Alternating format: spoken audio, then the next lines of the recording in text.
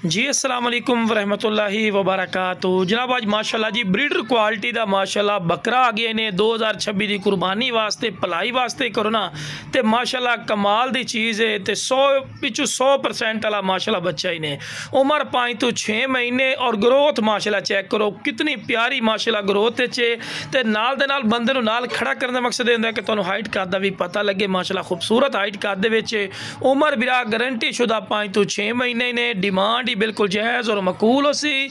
और वेखो जी यह चीज़ मदरसा नस्ल के बकरा और मदरसा मंडी चले जाओ ना तो बच्चा घट्टो घट्ट 80,000 रुपये का। क्योंकि वेखो जी तुम आज फौजी बिरा 5-6 महीने का बच्चा तो 80,000 का मेरा भाई नस्ल क्वालिटी खूबसूरती का पैसा होता है।